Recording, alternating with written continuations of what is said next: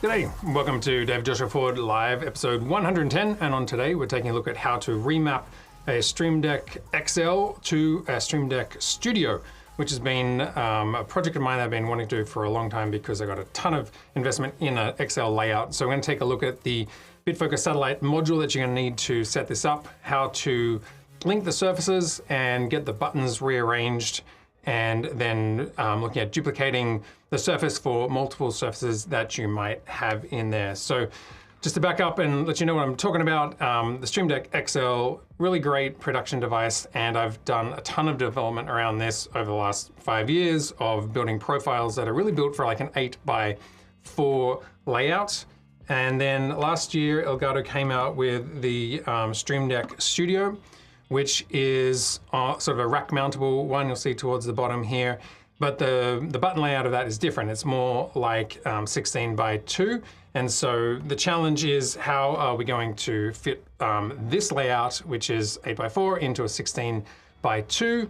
And if you sort of take a look at the back end of this, you can see that it's really sort of fitting a Stream Deck XL in this sort of layout, but that a Stream Deck Studio would sort of be over here. So there's all these empty buttons, and you need to find a way to map these bottom 2 rows to up here to fit on the Stream Deck Studio, because done a ton of work on this and don't want to have to copy buttons across, and also don't want to have to manage duplicate buttons, because that just creates room for errors and creates a lot more work. So we're going to take a look at how to get that happening. If you're new here, we talk about live streaming, photography, video production. If you have any questions, drop them in the chat. Love to hear from you. Also, where you're from, say g'day. And with that, we will kick off and take a look at part 1, which is the Bitfocus Satellite Module API part of this that you're going to need to make this happen. Fortunately, this is already within Companion, so you don't have to go out and get another app and download and connect it. It's just another connection within what you have in Companion already. So let's jump over here. In Companion, if you go to your Connections tab and go for search, type in Bitfocus Satellite. Bitfocus, you'll see Satellite pop up here. You can just add that connection here, Satellite. I'm going to call this Demo to differentiate. And down the bottom here, you'll see Satellite Demo has popped up. And these are the sort of default parameters that we have in here. I've got 2 that are already set up, so I'm going to jump across to that. So I've got Satellite 1 and Satellite 2. So you can see here, because I've got multiple surfaces, I'm creating multiple connections. So I've just given it Satellite 1 is the name here. My update policy is stable and beta, just because I want to see if there's new updates available. But you could just put it on manual, that is fine.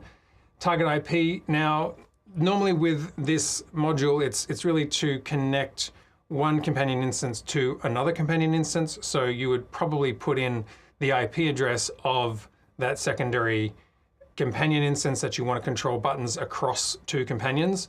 In this case, I just want to control buttons within the instance that I'm running. So I'm just going to use the local address 127.0.0.1.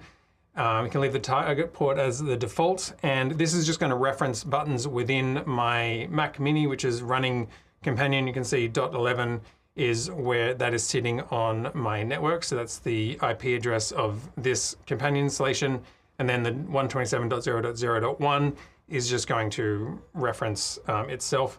And device ID, call that whatever you want. I call it SDS1, just so I can differentiate later on in terms of what those are. And then in terms of the number of columns and rows, I've created 18 and 4. Even though you've only got 2 rows, we do need to reference buttons. So you'll see over here, there's 2 sets of 8, so it'd be 16 actual buttons up to here. But then you've got these rotaries on either side. So with that, it gives us 18 columns.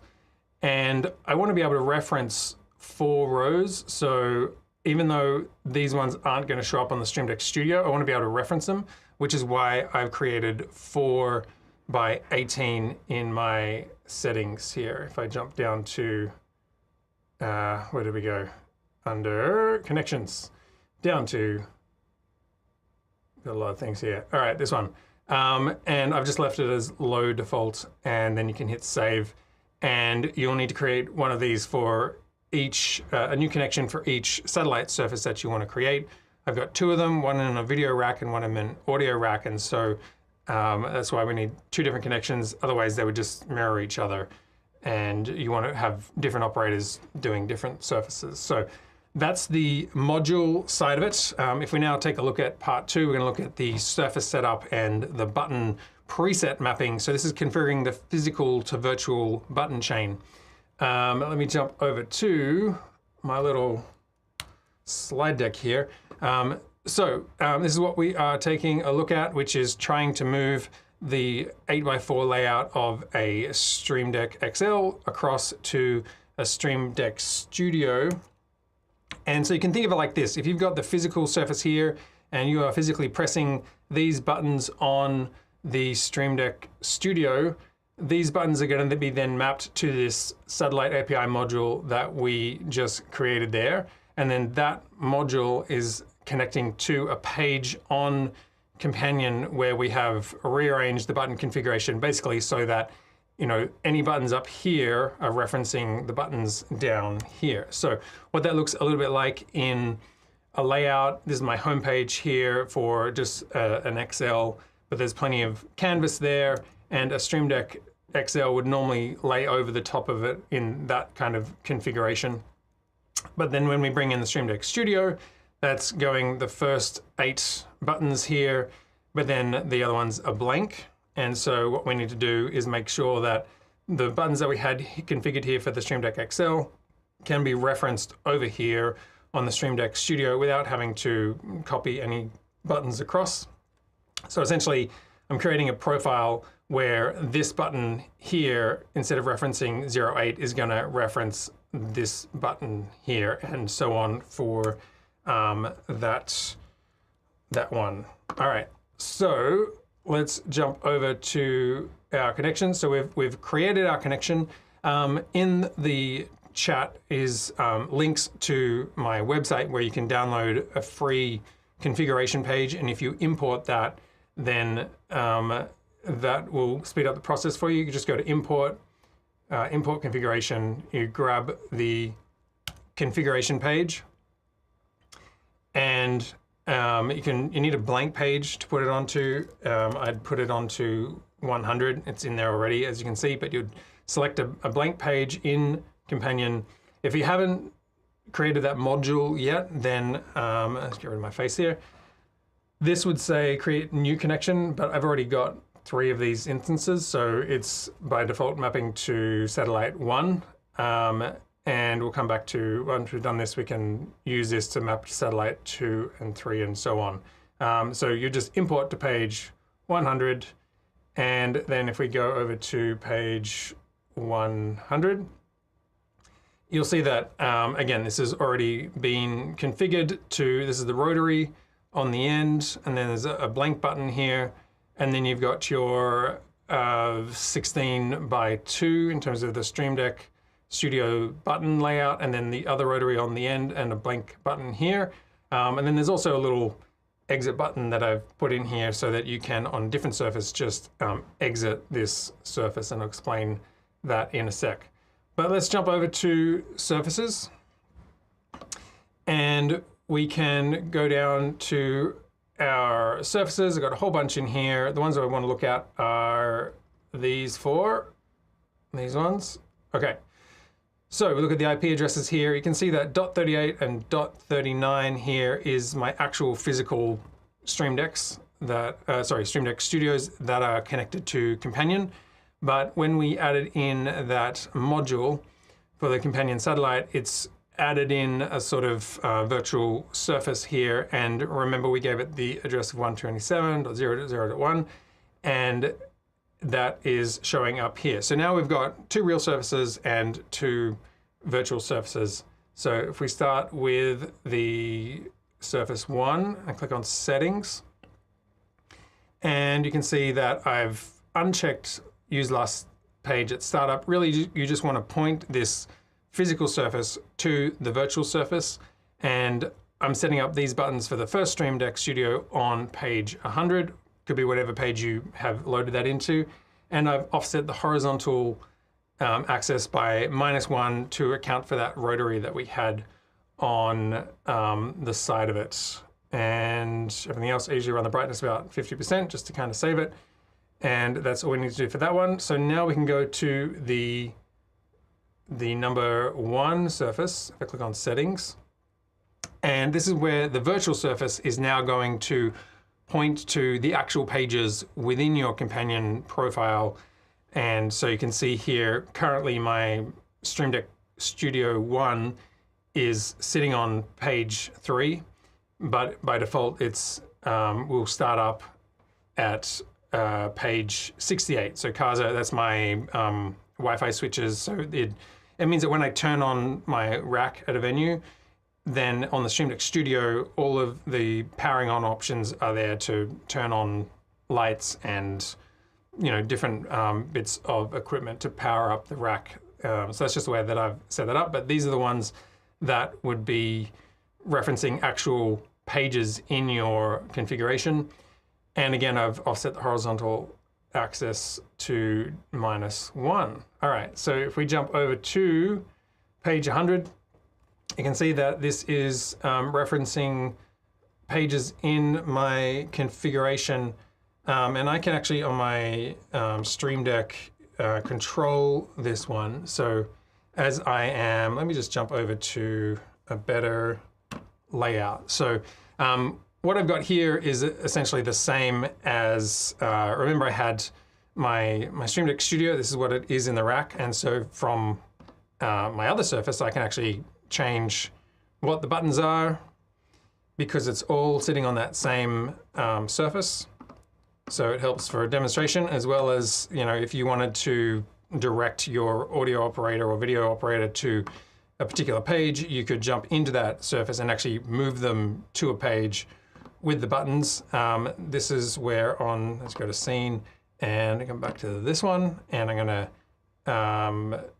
so I don't need to exit that. Okay, so that is what I am looking at here. And if you're starting from scratch, you could bring in buttons from presets. So if you click on presets, go to Satellite 1, buttons, and you'll see these are all the buttons that are available based on the 18:4 layout that we had back in the connections tab that we set at the beginning. In Companion, it doesn't start at 1, it starts at 0, 0. So it means that my first row is actually 0, 0 through to 0, 17. It's a little confusing. I wish it was kind of just 1, 1, because numerically you wouldn't have to be adding and subtracting things. But essentially I've got 4 by 18 in here. So 0 to 3, 317 is this one here. And you can just start by dragging them out over here. And you'll see that they will reference buttons on the page that they are pointed to, that the module is pointed to. So I'm sort of replicating what I've got up here. But if I, for my Stream Deck XL, wanted to replicate this other section here, then I could go to, what was it, 0, 1, 1, 1, and then 2, 1 would be, where are we here? Over here. So if I drag that one on there, 2, 1, and then 3, 1, 3, 1, like that. And 2, 2 would be, let's get rid of that button because it doesn't make sense. And then all the way across to 8, which would be 2, 8, getting lost here, and in there, and 3, 8. Okay, I'll just drag those ones in so you can see the start and end of this sequence here, because you'll see that this wide shot button here is the same as the one up here. If I click on this, this is what the button looks like. It's just referencing a location of row and column. So 2, 1. So if I click across, so 2, 1, 2, 2, 3, 4, 5, 6, 7, 8. And then this final button is referencing row 0 and column 17, which is the actual different rotary on the right side of the Stream Deck Studio. So that is how these buttons here are being manipulated to be on this side of the page, because you can actually just move these buttons anywhere. So, you know, you probably want to keep them in a grid because that's going to make more sense. But just to give you an idea of what is, let me go in here and just clean this one up. And then I accidentally deleted my exit button. So I'm going to copy that one and put that back here. I've just got a little exit button here so that if you have a Stream Deck XL, this would be showing up on the XL. So even though I'm controlling the Stream Deck Studio's layout here, if I hit exit, now my XL has actually left that Stream Deck Studio profile, and now I'm just operating it normally as it would. So that's how you lay those two ones out. All right, lastly, let's take a look at part 3, which is duplicating for additional surfaces. And you can download a pre-built page, as I mentioned, to fast track adding more surfaces in, or even get started. You can bring that page in and it'll have all of the module settings in there and the button settings in there. So just bear in mind that when you create one module connection and one page, that's a surface. And so I've attached my first Stream Deck Studio to that set of module and page. And if I have my secondary Stream Deck Studio, if I attach that to the same set of module and page, then those buttons are going to be the same on both of them. But if I have different operators on different surfaces, I need to create a new set. So that is where I jump over to over here. And like I was saying, if we go to, I'm going to create a new page first, just so I've got a blank page to put in here. And I can just create a page, and this can be SDS3, even though I don't have that.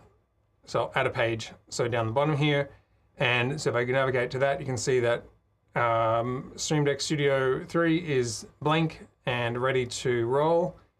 So I'll go to, make a bit more space here, and we go to import configuration, grab the config here. It's going to look black because it's not pointing to anything, but there are buttons here where there's the black and no numbers here. And then I'm going to go to my page, SDS, so SDS3, that was the one that I wanted to target it into. And I could either ignore the connection, or I could channel it into one of my pre-existing ones, or I could put it into my, I've created a satellite demo here, so I can just target it into that one. But you could totally create a new connection at this point and go import into 103, imported successfully, go back to buttons, and now you'll see that 103 is in there, but doesn't have any connections in there. So we need to go to connections, satellite demo, and this is where it'd be 127.0.0.1 and device ID SDS3, and we had 18 by 4. I think that's all I need. Save, and that's good. Go back to buttons, and we can see that already that has populated and has buttons in there already that we can play with. Go back to here. So that's the way that I've been using that with my, my rack, which I can show you over here. So, which I'll do eventually a video on, but I've got my Stream Deck control here for physical buttons to control live stream. I've also got a lot of emulators, like controlling the live stream on a phone if I want to sort of advance it that way. And I can also, now that I've got the Stream Deck Studios in the rack up here, which I'll just come into a tighter shot, that means that when I pull up to a gig, there is some Stream Deck buttons that are ready to go, and I have access to my entire profile without having to reconfigure anything to match the layout of the Stream Deck Studio. So hopefully that that helped. Let's take a look at some questions that we have here. G'day, Lewis. Good to have you here from Ecuador. We've got Sound of Mind from Monterey in California. Rob, I'm doing well. Great to see you back on the stream here. And we got Nico from the Netherlands, who's done a ton of his own work building out companion profiles for the ATEM and other bits of equipment. So make sure you check out his work. That's really good. And just who else we got? G'day, Eleanor. That's my wife dropping in to say hello. I had to push back this live stream an hour because she had to get her hair done today. So she graciously raced back, and so I was able to get this live stream up and running on time. So good to see you, honey. And Rob. So let me see, we've got a, where are we? Would you actually say that the Stream Deck for the rack is better suited for productions like you do? I've had the impression that multiple movable Stream Decks have their advantages. It's a good question.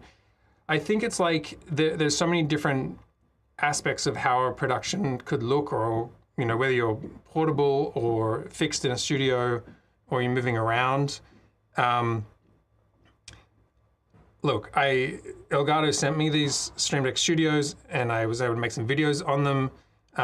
So I might have bought one of them to sort of have them in the rack. I was very lucky to get two of them from them, and I really like how I've been able to design it around this. So let me just get rid of that, which is, I need another shot. I got a better shot elsewhere, but it just means that if I was to rock up to a shoot, then I have buttons in there already, and I could actually do a whole shoot just from that interface without having to pop out any surfaces. I mean, there's also tons of, I could plug what do you call it? I could plug in like 5 or 6 surfaces to this panel. Let me pull out my little buzzer here. So on the end of the Stream Deck Studio is a USB-C port, so I could put an XL extension in there. And also the Mac Mini that I have in this has 6 USB out, so I could add in like 4 surfaces just into the front of this. But sometimes you turn up a venue and I don't know, you're in some weird space, so it is nice having access to these buttons here, even if it's just from a sort of routing or a couple of actions here. Same reason that I chose to get this Feel World monitor. I really do treat my rack as more of like a brain, and so at one point I was not going to put this in there because it was, I just move on to there. I just realized my thing's updated. Okay, I think that's good. Because I don't usually look at this, but for the same reason, if I turn up an event, it means that I could have a screen here. I got 2 multi-views or any other routing that I want to put into it so that it is there ready to go. And this monitor is really flexible because I've got SDI looped through it. So I've got multi-views 1 and 2, and then that sort of relates back to my, does this show up? Probably not. My competence monitor is multi-view 2, I think, and then I've got a floor monitor further up, which I won't get to right now. But it just means that I can route the SDI through there, or I can also view it on the screens if I need to, or I can just be routing the SDI in the background and change the inputs on this screen over to an HDMI input so that I can be monitoring something else on those screens rather than the SDI feed. So it just keeps it fairly flexible. And same thing with the Stream Deck Studio. It's nice to be able to have those buttons there, but I also think it doesn't replace the fact that there's so many other ways to control a live stream. Like, for example, today I've set my pedal up again, which had been sitting in a drawer for a while. So now the pedal I was there to start the show with, so my foot can advance the sections of the show that way and sort of keep it easy to do. But thanks for the question, because I think that's a nice way of thinking about all of the different ways in which you can have a surface, you know, and I think it's about being flexible. It's the same reason that you can group surfaces. So on here, normally I just run a single surface, but you can actually just, you know, group another surface, which is why I have this kind of larger canvas if I need it. Although part of the way that I've built my profiles is assigning a surface number rather than to being like a further out on the canvas, it will jump it to particular pages. I don't know if that makes sense. It probably doesn't make sense. If I go to page 17, so what I mean is I've got this page for input on the ATEM, which controls the first 20 inputs, but there's 40 inputs that you can control, and so that's on another page. I could put these onto a single page here, but it would be harder for a single surface to access both of these, which you can do now. I don't know if it's just in the betas or if it's come into this one. There are now actions where you can actually offset the surface layout. Offset, I don't think it's in offset. No, I think it's in the beta, which I don't have loaded up. I've got a 4.02 here, but if you do check out the beta versions of Companion, there's new actions in there, which will essentially, if we go to surfaces, settings, this offset here, you can have an action that will offset a particular surface. So it means that you could move it to, you know, 7.0 would be where that would land for moving this surface over to here. 0.8, sorry, is where that would be. That's another way of doing it, but I've just sort of kept everything to that one page. And I think I will keep this just because it's kind of nice to have everything accessible on a single Stream Deck and not needing more Stream Decks to access that. Let me just go back to, where are we? Funny question, why do you have set up your clock on the Stream Deck in 24-hour format? Excuse me. Sorry, I should have muted. 24-hour format. I guess I'm used to that from TV production. It's also just cleaner, I think. Like, you know, 1600 is 4 o'clock, and it's just kind of, you just learn that. But when I go to, let me see if I can pull up my Mac input for this one, and I'll just get rid of this. So, where is it? Oh, there we go. So this is my sort of teleprompter view that I have, and so I can see the sort of pre-roll, show start, show end, wrap, all that kind of stuff. So these clocks are in sort of 24-hour time. I think if I can jump across to control that. 1 second, here we are. So if I jump across over here, so, you know, this is my DJF clock here, and it sits better as 2-digit, you know, hour, minute, seconds, and also for video editing, I feel like it's always been kind of 24-hour time. So just kind of what I'm used to, but also from a design perspective, it fits better into these buckets of Companion, you know, what Companion has. But good question. All right. I think that's about all we've got. Let me have a look.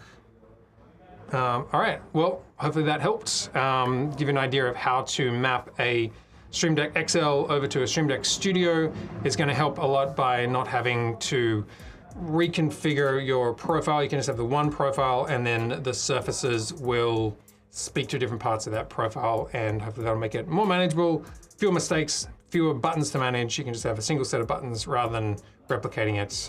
Until next week, take care, and I'll see you then. Bye.